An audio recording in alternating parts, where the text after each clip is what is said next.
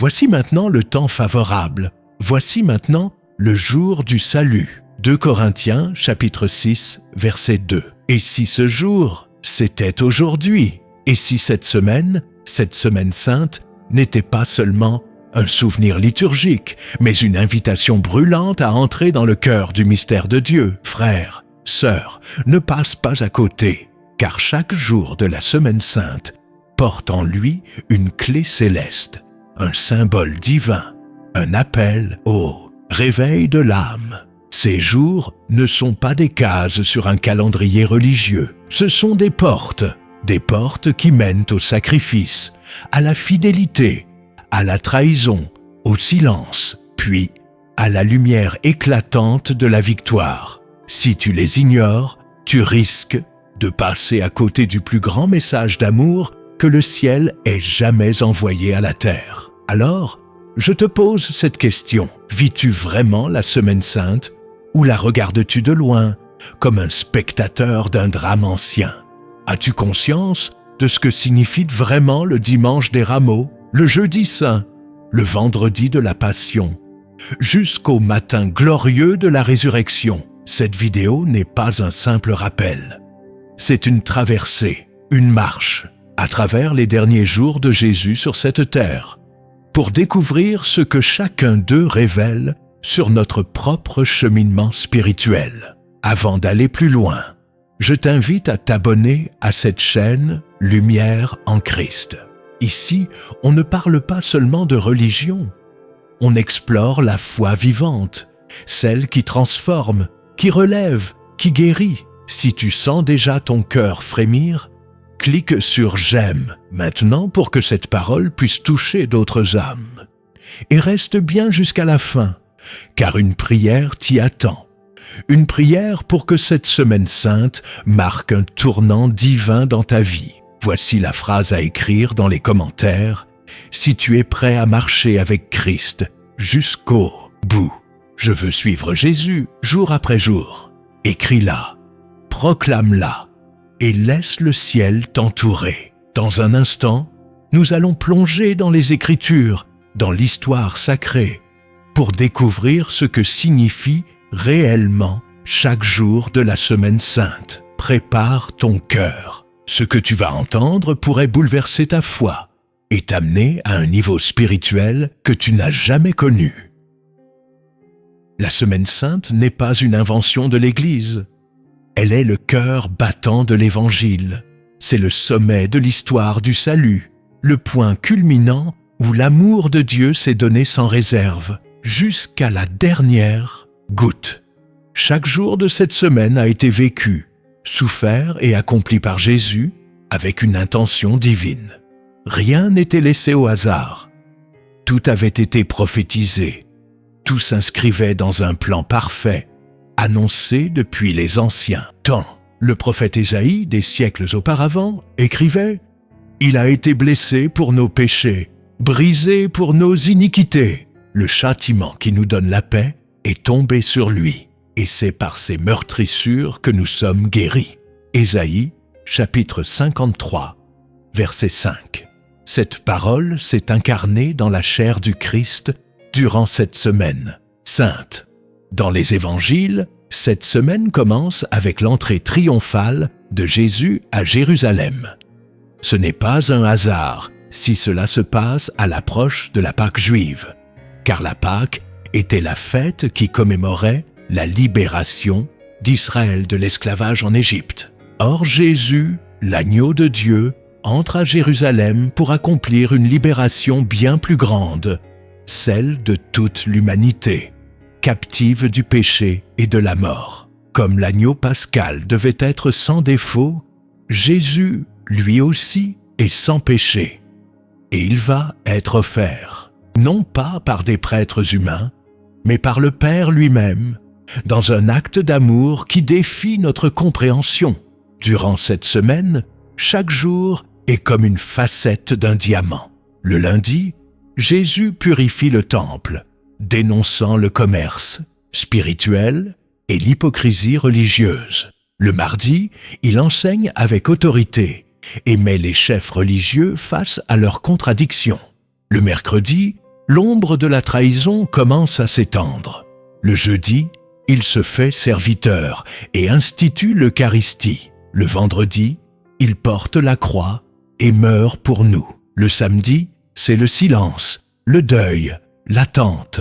Et puis vient le dimanche, et la pierre roulée du tombeau devient le symbole d'une espérance nouvelle, indestructible. Mais cette semaine n'est pas seulement une chronique des derniers jours du Christ. Elle est un miroir, car en elle se reflètent nos luttes, nos trahisons, nos silences, nos croix et notre besoin de résurrection. Beaucoup de chrétiens assistent à la messe du dimanche des Rameaux et reviennent seulement pour la fête de Pâques, sans vivre le cheminement intérieur que chaque jour propose. C'est comme vouloir la gloire sans la croix, la lumière sans le feu purificateur. Et pourtant, Jésus nous a dit, si quelqu'un veut venir après moi, qu'il renonce à lui-même, qu'il prenne sa croix et qu'il me suive. Matthieu chapitre 16, verset 24. La Semaine Sainte est cette marche avec lui. Jour après jour, douleur après douleur, lumière après ténèbres. Pour comprendre ce qu'elle signifie, il faut la vivre, non comme un événement extérieur, mais comme une révélation intérieure. Prépare-toi, car dans les prochaines sections, nous allons entrer dans le détail. Nous allons décrypter ce que signifie chaque jour de cette semaine sacrée. Tu comprendras pourquoi chacun d'eux est un message codé du ciel pour ton cœur. Tu verras comment l'agneau de Dieu a écrit ton salut jour après jour, pas après pas, jusqu'à la croix et au-delà. Le dimanche des Rameaux, tout commence par une explosion de joie. Jésus entre à Jérusalem, monté sur un ânon, acclamé comme un roi. Hosanna au fils de David, béni soit celui qui vient au nom du Seigneur. Matthieu, chapitre 21, verset 9. Mais derrière ces cris de victoire, une vérité amère. Beaucoup acclament un libérateur politique, pas un sauveur souffrant. Ce jour nous interpelle. Quel Jésus acclamons-nous? Celui qui fait notre volonté ou celui qui fait la volonté du Père? Le dimanche des Rameaux est une mise à nu. Il révèle nos attentes, nos illusions. Notre foi peut être encore conditionnelle. Et pourtant, Jésus avance, sachant que les mêmes bouches qui crient aujourd'hui « Hosanna » crieront bientôt « Crucifie-le ». Il ne cherche pas la gloire des hommes. Il marche vers la croix. Et toi, vers quoi marches-tu quand tu suis Jésus? Le lundi saint, Jésus entre dans le temple. Ce lieu sacré, censé être une maison de prière, est devenu un marché d'intérêt et de profit. Alors il renverse les tables, il chasse les marchands, il dérange, il purifie. Et il nous dit « Le zèle de ta maison me dévore ». Jean, chapitre 2, verset 17. Ce jour-là, le Christ nous confronte à notre propre temple intérieur. Car aujourd'hui encore, beaucoup de croyants vivent une foi marchande, une foi de troc, une foi qui dit « Seigneur, si tu me bénis, je te suivrai ». Mais Jésus veut autre chose. Il veut un cœur pur, un autel sans masque. Le lundi saint nous appelle à un grand ménage intérieur, à renverser ce qui prend la place de Dieu dans nos vies. Es-tu prêt à le laisser entrer et tout bouleverser, même ce que tu protèges en secret? Le mardi saint, Jésus enseigne. Il dévoile les cœurs, confronte les autorités religieuses et révèle les secrets du royaume à ceux qui ont des oreilles pour entendre. Il parle de la fin des temps, du retour du Fils de l'homme, des vierges sages et des vierges folles. Il nous dit de veiller. Il nous dit de ne pas nous endormir, car le jour et l'heure sont connus du Père seul. Ce jour nous questionne. Vivons-nous comme des veilleurs ou comme des distraits? Le mardi saint est un appel à la lucidité spirituelle, à la vigilance intérieure. Jésus savait que les ténèbres approchaient. Et pourtant, il enseignait avec passion. Et toi, continues-tu à semer la lumière, même quand le ciel semble s'assombrir? Le mercredi saint, le vent tourne. L'ombre de Judas plane. Le cœur d'un disciple commence à se détacher. Il va voir les chefs, et pour 30 pièces d'argent, il vend le maître. C'est le jour de la trahison silencieuse. Et pourtant, ce jour est d'une profondeur bouleversante. Car Judas ne représente pas seulement un traître historique. Il est l'image de toutes les fois où nous avons échangé Jésus contre nos intérêts, notre confort, nos compromis. Ce mercredi nous révèle une vérité terrible. On peut marcher avec Jésus, l'écouter, le voir faire des miracles, et malgré tout, le trahir. Ce jour nous appelle à sonder notre fidélité, à pleurer, non pas sur Judas, mais sur nos propres failles. Sommes-nous fidèles seulement quand tout va bien? Ou notre amour pour Jésus résiste-t-il aux pressions de ce monde? Frère, sœur, si ce message te parle, prends une seconde maintenant pour t'abonner à cette chaîne. Ce que nous découvrons ensemble est profond et tu ne veux pas manquer la suite. Like cette vidéo si ton cœur a été touché jusqu'ici et partage-la avec quelqu'un qui traverse une épreuve. Peut-être a-t-il besoin d'un mot, d'un verset, d'un jour de la Semaine Sainte pour retrouver l'espérance. Dans la prochaine section, nous entrerons dans les jours les plus intenses. Le jeudi saint, le vendredi de la Passion, le samedi du silence et le dimanche de la résurrection. Prépare-toi, car ce que nous allons dévoiler est au cœur de notre foi. Le jeudi saint, le ciel s'abaisse dans une salle discrète autour d'une table. Jésus y prend le pain, le rompt et dit « Ceci est mon corps, donné pour vous », puis la coupe « Ceci est mon sang, versé pour la multitude ». Luc, chapitre 22, versets 19 à 20. Ce soir-là, le roi des rois se fait serviteur. Il lave les pieds de ses disciples, y compris ceux de Judas. Il s'agenouille devant ceux qu'il sait faibles, hésitants, imparfaits. Ce jour est un appel à l'humilité, un cri silencieux contre l'orgueil spirituel. Dans un monde qui court après les titres et les positions, Jésus nous dit « Celui qui veut être le plus grand, qu'il soit le serviteur de tous ». Le jeudi saint n'est pas seulement le souvenir d'un repas. C'est une école de l'amour vrai, un amour qui s'abaisse, qui donne, qui pardonne à l'avance. Ce jour-là, Jésus nous confie son héritage, le service, le pardon, l'unité. Ce jour-là, il nous offre l'Eucharistie, le plus grand des mystères, l'intimité divine, à portée d'âme. Le vendredi saint, le ciel se voile. La terre tremble. L'agneau est immolé. Jésus est jugé, frappé, moqué, crucifié, cloué entre deux brigands. Il pardonne à ses bourreaux.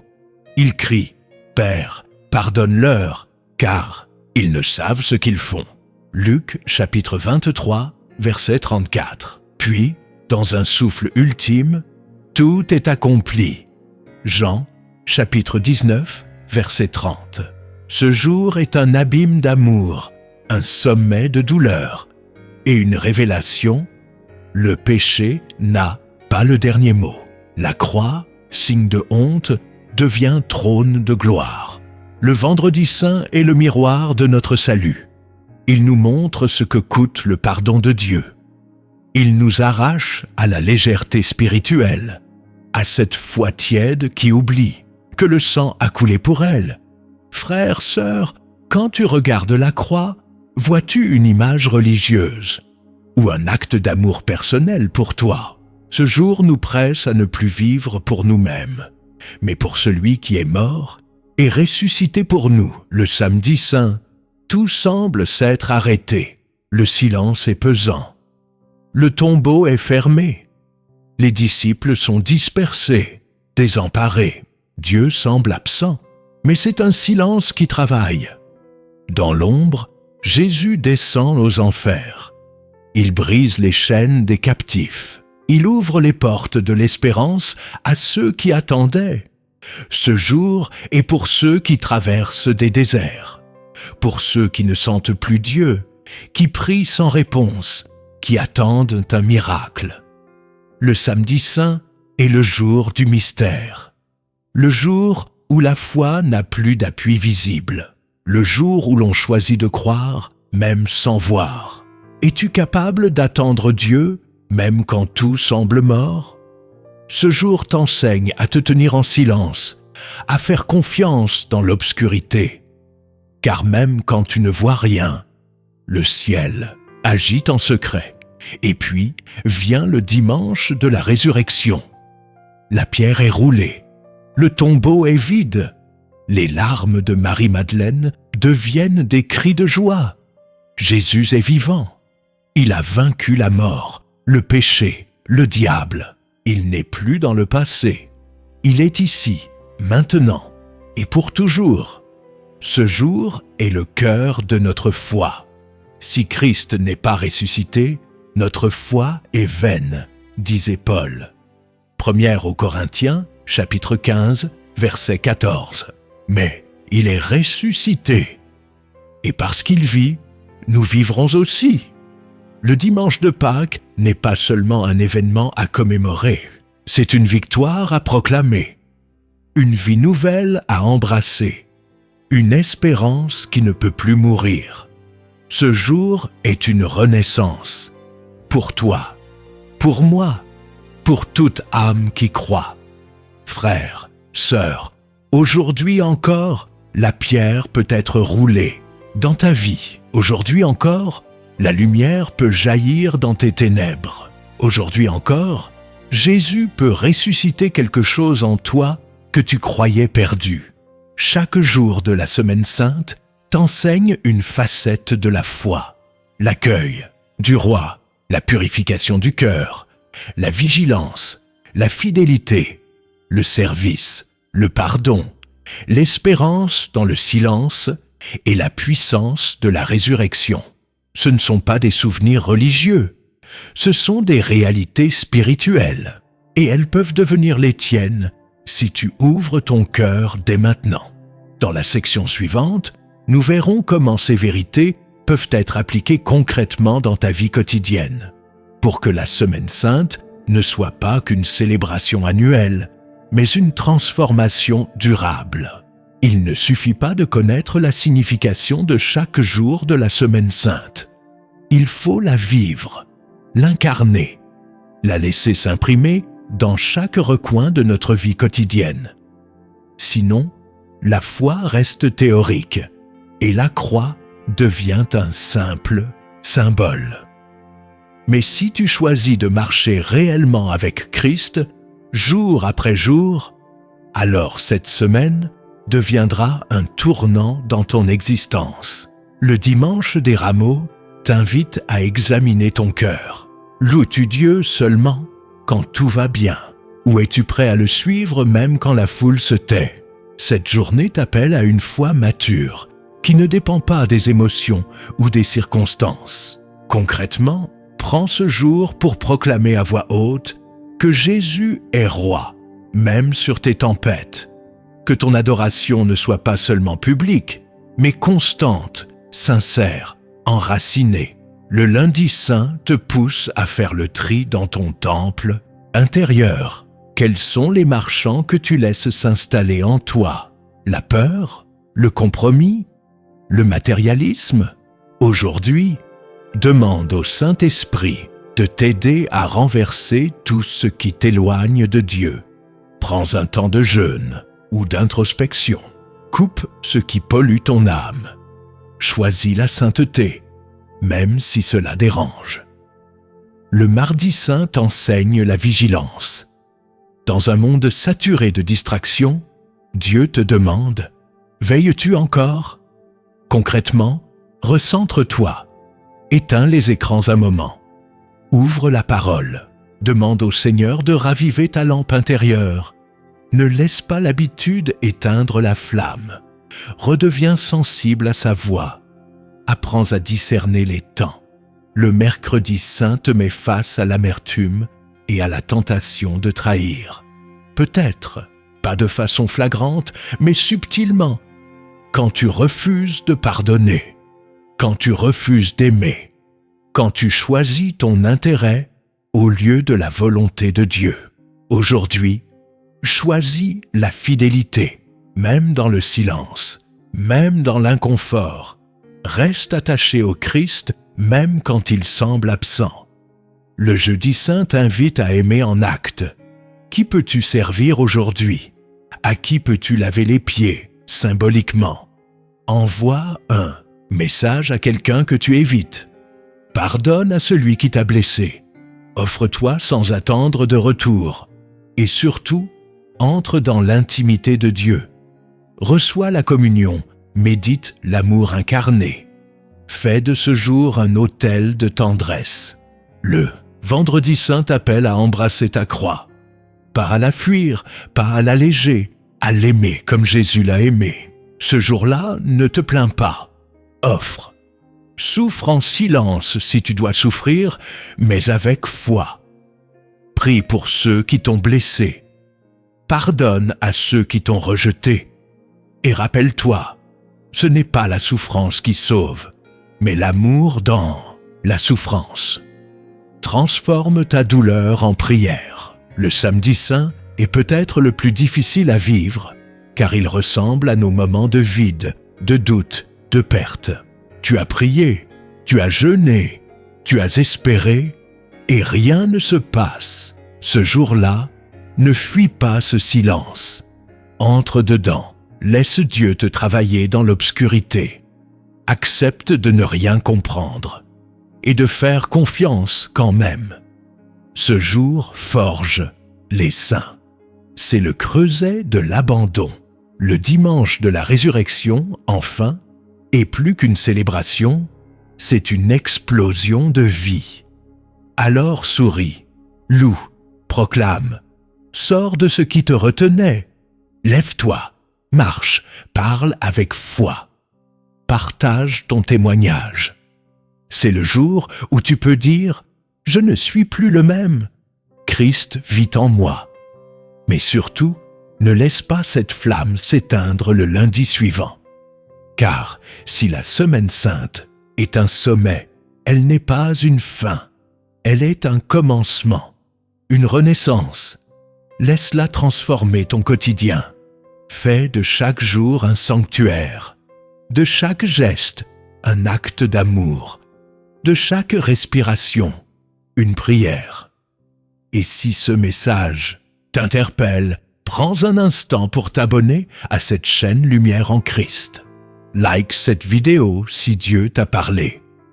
Et dans les commentaires, écris « Je veux vivre la Semaine Sainte toute l'année ».